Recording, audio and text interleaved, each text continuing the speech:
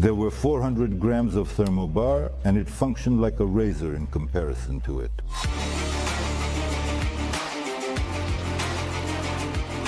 The driver died on the spot. Prilepin was severely and heavily wounded.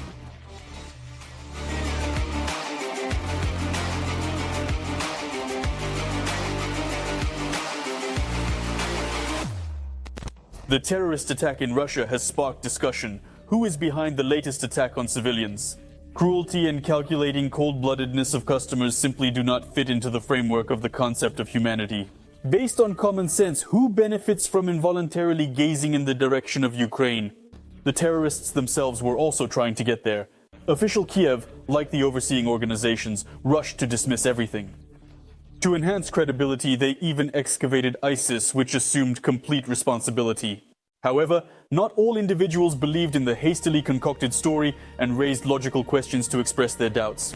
When you hear Zelensky's explanation in the spirit that it was done by Russian special services, well, that would be very stupid. Furthermore, he mentioned it prematurely.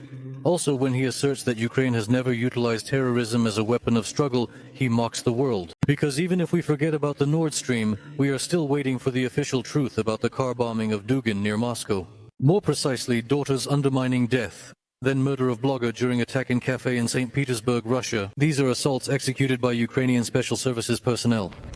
Representatives of the Ukrainian state have always accompanied news of political assassinations in Russia with mocking messages on social networks and categorically denied their involvement. Just like in the case of a loud terrorist attack in Moscow region, traditionally the narrative of some internal strife was promoted, and they even tried to stretch an owl over the globe in search of traces of Kremlin. However, to everyone's surprise, the head of the SBU started speaking openly and honestly. Vasily Malyuk practically admitted that the terrorist attacks were committed by employees of his department. I will provide you with individual details. This is a firearm with a caliber of 9x19. It is short and has a rifled barrel. Performed work in the chest region, executed an additional control shot targeting the head area. Sensitive individual from the NPF, one of the ideologists of the Russian world, was traveling towards his dacha, and during the journey there was an explosion caused by a tank mine. The driver passed away at the scene. Prilepin sustained serious injuries.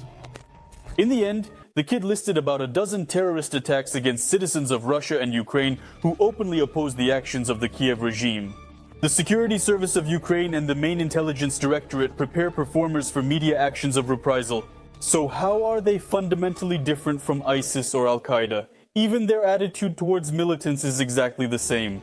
In fact, they are sent as suicide bombers.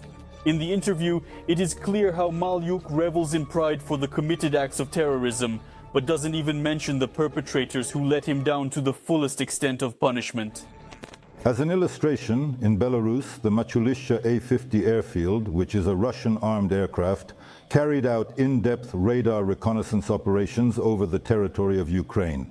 He was accordingly differentially worked out, and the radar system was damaged and permanently taken out of power.